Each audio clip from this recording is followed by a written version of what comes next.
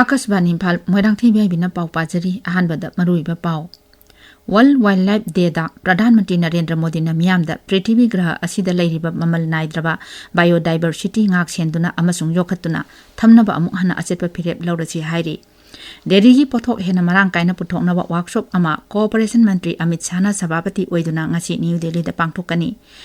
Delhi da Mahila Samriddhi Yojana ki makhada lairaba nupi singda tha khudingi lupa lising ani changa pinaba tha sik Nepal dagi registration hauragani amasung Madhya Pradesh da longmi sing subnatagi lupa manga piraga electric connection tawhanga dauri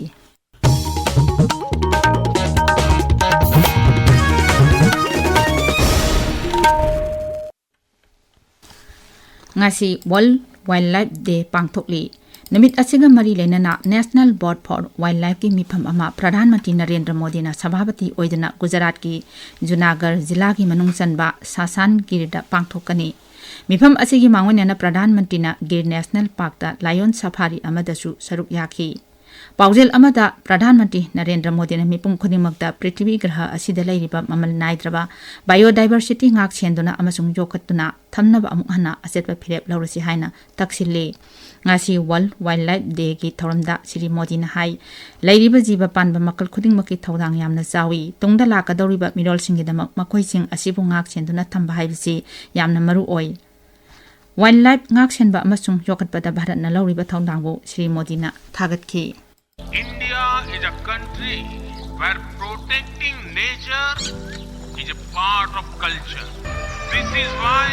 it has many unique achievements in wildlife conservation. आज विश्व भर के वन्य जीव प्रेमियों के मन में ये सवाल है जब अनेक टाइगर रेंज देशों में उनकी आबादी स्थिर है या आबादी घट रही है तो फिर भारत में तेजी से बढ़ क्यों रही है इसका उत्तर है भारत की परंपरा भारत की संस्कृति और भारत के समाज में बायोडायवर्सिटी को लेकर पर्यावरण को लेकर जो हमारा स्वाभाविक आग्रह है और वही सफलता के अंदर छिपा हुआ है Numit asida piba paujel amada Kendra ki Environment Forest amasung Climate Change Mantri Bhupendra Jadhav na hai malem asigi ecosystem da lairiba jiba panba makal khudingmaki thodang yamna chawi makoin hai prithvi asibu ngak cheliba ekoi miebana jiba panba sing asibu lakadoriba mirol gi dama ngak chenbiba haibisi tangai phade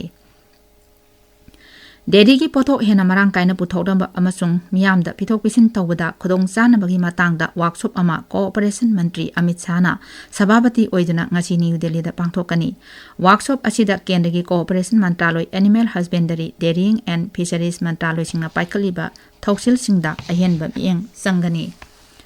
tongan ba raija kaya da biogas plant sing lingkhatnaba MOU kaya chu workshop asida sahi tawnagani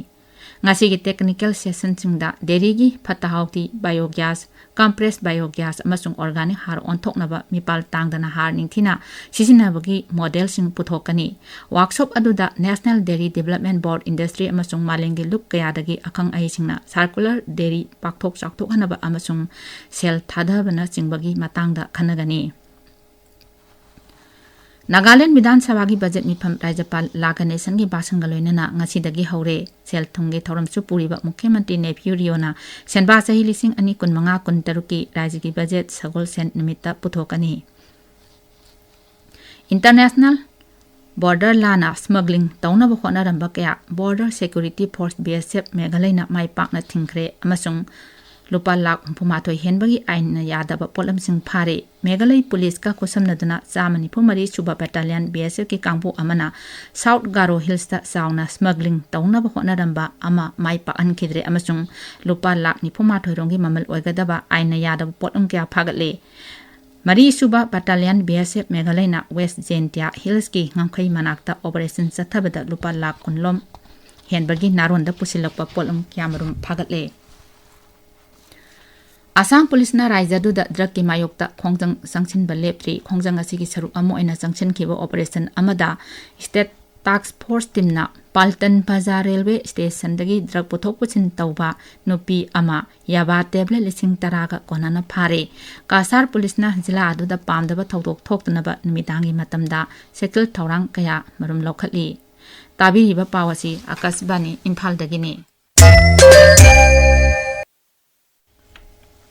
Delhi की BJP न लुचिंग सरकार न था असिगी नेपाल दगी महिला समृद्धि योजना की मखादा था खुदिंगी लुपा लिसिंग अनि संगा पिनबगी दमक रजिस्ट्रेशन हौरगनी दिल्ली विधानसभा मिखलदा करिगुंबा मखोइना शक्ति पाइरबदी सेल थुंगी लमदा सोथरब नुपीसिंगी ओइना स्कीम असी चनहनगनी हाइना लाउथोखिबनी पाउमिसिंगदा वा ngangbada BJP की MP Manoj Tiwari हाइ तेंबांग असी फंगबा याब लाइरब नुपीसिंग था अमगी मनुंगदा मसक खंगदोकने अमसुंग फंड ट्रांसफर तौबगी थबक अथुबा मतमदा हौरगनी मध्य प्रदेश लौमी सिंह सुनतगी लुपा मंगा पीरगा इलेक्ट्रिक कनेक्शन तहनगदौरी भोपाल दंगारंग पांगतोपा किसान आभार सम्मेलन वा ngangbada मुख्यमंत्री डॉक्टर मोहन जादव ना हाई लौमी सिंह लागिबा चही 3 असिदा सोलर पंप लाख 50 पीरगनी मुख्यमंत्री डॉक्टर मोहन जादव ना हाई ख्वाइदगी अताबा ममलदा इलेक्ट्रिक कनेक्शन पीगदौरीबा असि खुदक्तगी सेंट्रल रीजन हौरगनी राज्य सरकार न लागिबा चही 3 असिदा इसागी सिजिनबा ओकनबा मई पुथोकपा ngamnaba लौमीसिंगदा सोलर पंप लाख 50 सु पीरगनी सोलर पंप पॉलिसी की मखादा चही खुदिंगी कनेक्शन लाख 10 पीगनी मसिदा नतना लौमीसिंगना सोलर एनर्जी दगी पुथोकपा इलेक्ट्रिसिटी सरकार न लेगनी अमसुंग मदुगी ममल सेल ओइना पीगनी जम्मू काश्मीर की पुंछ जिला लुपा लाख 9 हेनबगी ममल ओइगदबा टेरोरिस्ट अहोंगी लम मरी नोमाइजिंग नमित पुलिस लौसिनख्रे आकाशवाणी की जम्मू पाउमिन हाई लमसिंग अदु पाकिस्तान बेस तौबा लोकल टेरोरिस्ट अहोंगी लाइन ऑफ कंट्रोल मनाक्ता लेबा कासवा अमसुंग केनी खुंगंगी लमने मकोई अहुम अदु पाकिस्तान खुदुम चंदुना थमलिबा काश्मीर चेलगा लेख्रबनी सरकार न लम लौसिलिबा अदु ngangkhai lana chatharapak terrorism muthanaba amasung terrorism bu sagatuna lehinba yum kaising thudektuna manganaba lokhatliba thaurangi saruk amani lamdam aduda terrorism da sel thadaba amasung miyamda ki halakpa thengnaba authority na leptana khongjang sangsilli Mikey Medicine Anora film da mahan utkiba haitoi singthoibe aduginamak Best Actress Award pikre Los Angeles da sathariba marpudara tare chuba Academy Award ta Eden Brody na The Brutalist film gidamak Best Actor mana phangle Best International Film Feature film na Brazil film I Am Still Here na tare Rajasthan ki konung Jaipur da 32 chuba Regional 3R and Circular Economy Forum in Asia and Pacific pangthoknaba sem saba loire numit humni chathagadaba mifam asinga sidagi Jaipur gi Rajasthan International Center da hawdokani forum asina Asia Pacific lamdamda SDG amasung carbon neutrality phanganaba circular society ohinnaba haibasida mieng thamli kendagi housing amasung urban affairs mantri Manohar Lal na thoram asi hawdokani maduda Rajasthan gi mukhyamantri Bhajan Lal Sharma su yaugani Government e-marketplace platform की खुथांग दा pot जोलिबा सिंगी सादा निपान नुपी entrepreneur सिंग ओइरी micro मसुंग small enterprises की lambda नुपी कोटी अमा lakh 68 लोमना ODM की खुथांग दा register तौरखी entrepreneur सिंग असिना हाउजिक फाउदा लुपा कोटी लिसिंग निपुतर लोंगी ऑर्डर तौरखीबा पोलम सिंग फंगनबा ngamkre government e-marketplace asi online की खुथांग दा मियामना पुथोकचबा pollen Singh लेसिनबगीदमा August 9 da hawdokibani government e-marketplace na miyamna puthokliba polam sing loksinbada awonba ama chauna purakli masina startup nupi entrepreneur sing amasung MSME da hena khudong saba piri Telangana gi mukhyamantri A Ravnath Reddy na hairi Sri Sailam Lab Bank Canal Tunnel project in khai khraba tunnel adugi manungda thorakpa Yadana Laikraba, Muni Pan Adugi Sababa Mapam Kangbangandri. Mang Hai, me can Bagitabak, Hena, Yangshin Lanaba, Sarkana Honari.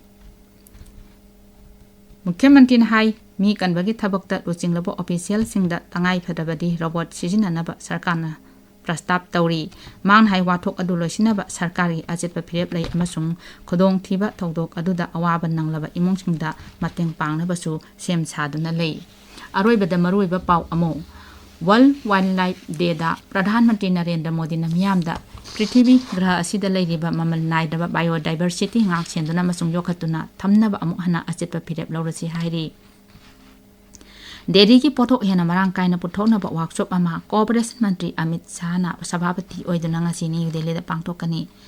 Delhi Mahila Samriddhi Yojana Makada Lairebi Nupi Sing the Takuning Lupa Lising and Isanga Pineva Tasi in Palagi registration Horgani Amasung Madha Pradesh Lomi Sing Subnatagi Lupa Manga Pidaga electric connection Tohanga Dori Paulo Jare.